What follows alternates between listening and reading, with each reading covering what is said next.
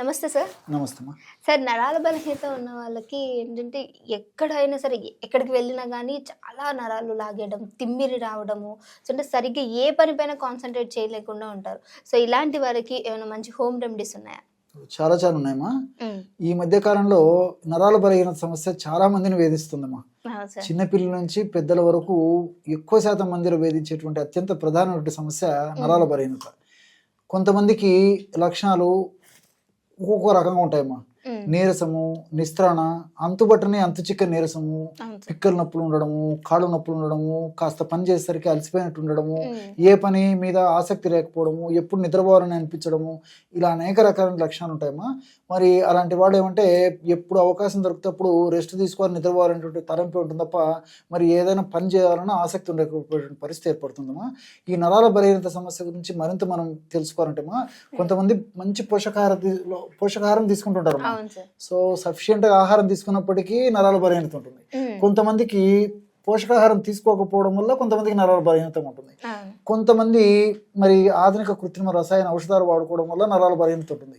కొంతమందిలో ఈ మధుమేహం అంటే చక్కెర వ్యాధి, అదేవిధంగా ఈ వెయిట్ ఉండడము, హార్మోనల్ డిస్టర్బెన్సెస్, ఇలాంటి వాటి వల్ల కొంతమందికి నరాల బలహీనత ఉంటుంది. ఈ విధంగా కొంతమందికి ఆల్కహాల్ ఎక్కువ తీసుకునేటువంటి వాళ్ళలో నరాల బలహీనత ఉంటుంది. అదేవిధంగా మరి రక్తలేమి అంటే ఈ రక్తం తక్కువగా ఉన్నటువంటి వాళ్ళలో నరాల బలహీనత ఉంటుంది. సో అంతుబట్టని అంతు చిక్కని నీరసము ఈ నరాల బలహీనతలో ప్రధానమైన లక్షణమా. దీనికోసము కొంతమంది మరి ఇంటి పక్కన వాళ్ళు చెప్పినారనో, స్నేహితులు చెప్పినారనో, తెలిసిన వాళ్ళు చెప్పినారనో మరి బి కాంప్లెక్స్ మాత్రలు, తర్వాత కాల్షియం మాత్రలు, ఐరన్ మాత్రలు రకరకాలు వాడుతుంటారమ్మా. కొంతమందికి కొంతవరకు ప్రయోజనం చేకూరినప్పటికీ ఎక్కువ శాతం మందిలో అనుకున్నంత రిజల్ట్ కూడా రాదమ్మా. చాలా ఇబ్బంది పడేటువంటి పరిస్థితి ఏర్పడుతుంది. ఇంకొంతమంది ఈ బాధలు భరించలేక వైద్యులకు వెళ్ళినప్పుడు వైద్యులు వ్యాధి నిర్ధారణ పరీక్షలో భాగంగా రకరకాల పరీక్షలు చేయిస్తారమ్మా. కొంతమందికి ఆ యొక్క స్పష్టమైన కారణం తెలుస్తున్నామా, ఈ కారణం వల్ల నరాల బలహీనత ఉందని చెప్పేసి. కొన్నిటిలో అన్ని నార్మల్గా ఉంటాయి కానీ నరాల బలహీనత సమస్య పోదమ్మా. సో మరి వీటిని దృష్టి ఉంచుకొని ఒక చక్కటి ఔషధ యోగాన్ని చెప్తామా.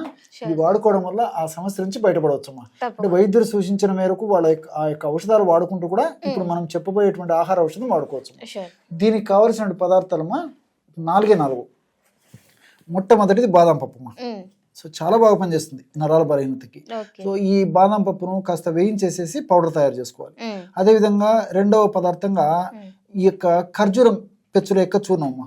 సో ఈ ఖర్జూరం పెచ్చులు, మన ఎండు ఖర్జూరం పెచ్చులు ఈ విధంగా తీసుకొని, అంటే మనకి ఎన్ని అవసరమైతే ఉన్నమ్మా. ఇక్కడ మీకు సూచన ప్రేక్షకుల కోసం చూపించడానికి చాలా తక్కువ చూపించడం జరిగిందమ్మా. కాబట్టి ఇలాంటి ఖర్జూరం పెచ్చులు తయారు చేసుకొని ఎండించేసేసి 1-2 రోజులు ఎండబెట్టినా లేకపోతే నీడలు అలాగే పెట్టేసినా మిక్సీలో వేసేస్తే పౌడర్ అయిపోతుంది. ఇదొక 50 గ్రాములు. అంటే బాదం పప్పు చూర్ణం 50 గ్రాములు తీసుకున్నట్లయితే ఖర్జూరం పెచ్చుల యొక్క చూర్ణం కూడా 50 గ్రాములు తీసుకోవాలి. దీంతో పాటు 50 గ్రాములు కిస్మిస్ అమ్మా.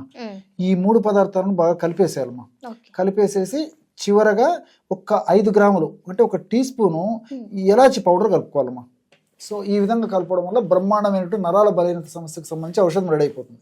ఈ విధంగా తయారు చేసుకున్నటువంటి ఔషధాన్ని ఓ గాజు సీసా 2లో ఉంచుకొని రోజు రాత్రి పడుకునేటప్పుడు 1 కప్పు గోరువెచ్చని పాలల్లో ఒక 1/2 టీ స్పూన్ నుంచి 1 టీ స్పూన్ వరకు, చిన్నపిల్లలైతే 1/2 టీ స్పూన్ సరిపోతుంది, పెద్దవాళ్ళు అయితే 1 స్పూన్ వరకు వాడుకోవచ్చమ్మా. ఈ విధంగా రెగ్యులర్ గా వాడుకోవడం వల్ల అత్యంత త్వరగా శీఘ్రంగా సత్వరమే ఈ బాదం పప్పులో ఉన్నటువంటి ఔషధ గుణాలు, ఖర్జూరంలో ఉన్నటువంటి ఔషధ గుణాలు, కిస్మిస్లో ఉన్నటువంటి ఔషధ గుణాలు, ఎలాచిలో ఉన్నటువంటి ఔషధ గుణాలు కూడా నరాల మీద చాలా సమర్థవంతంగా పనిచేసి ఆ నరాల బలహీనత సమస్య తగ్గేందుకు చాలా చక్కగా ఉపయోగపడతాయమ్మా. Okay sir. అంటే ఈ నరాల బలహీనత వచ్చిన వాళ్ళే కాకుండా ఈ ముందు ఇంకా రాని వాళ్ళు లేదంటే వచ్చే అవకాశం ఉండే వాళ్ళు కూడా యూజ్ చేయొచ్చు అంటారా? చాలా మంచి ప్రశ్న అడిగారమ్మా. సో అవకాశం ఉన్నటువంటి వాళ్ళు కానీ, మరి వస్తుందని చెప్పేసి ఆందోళన పడేటువంటి వాళ్ళు కానీ, ఇలాంటి వాళ్ళు వారంలో 2 సార్లు వాడితే సరిపోతుందమ్మా. సమస్య ఉన్నటువంటి వాళ్ళైతే రోజు వాడాలి. లేకపోతే వారంలో 2 సార్లు 3 రోజులకు ఒకసారి రాత్రిపూట ముందు జాగ్రత్త చర్యగా తీసుకోవడం వల్ల భవిష్యత్తులో నరాల బలహీనత సమస్య రాకుండా ఉంటుందమ్మా. ఇక్కడ గమనించాల్సింది ఏంటంటే అతిగా వెయిట్ ఉన్నటువంటి వాళ్ళు కానీ, షుగర్ వ్యాధిగ్రస్తులు కానీ, కొలెస్ట్రాల్ సమస్యలు ఎక్కువ ఉన్నటువంటి వాళ్ళు కానీ ఈ యొక్క ఔషధం కాకుండా మనం వీడియోలో కూడా అనేక రకాల ఔషధాలు చెప్పబోతున్నాము, కొన్ని చెప్పడం కూడా జరిగిందమ్మా. సో అలాంటి ఔషధాలు వాడుకుంటే సరిపోతుంది, మిగతా వాళ్ళందరూ వాడుకోవచ్చు. Okay, thank you so much sir. So ఎవరైతే బాగా నరాల బలహీనతో బాధపడే వాళ్ళు ఉంటారో సో వాళ్ళు ఇది ఒక ఔషధాన్ని తీసుకున్నట్లయితే ఎవ్రీడే మనం నైట్ పాలల్లో తీసుకున్నట్లయితే చాలా చక్కటి మంచి రిజల్ట్స్ అనేవి ఉంటాయి.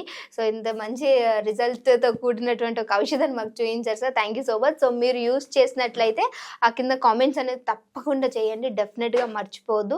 మీకు ఇంకేమైనా ఇష్యూస్ ఉంటే దాన్ని కూడా కింద కామెంట్ చేయడానికి ట్రై చేయండి.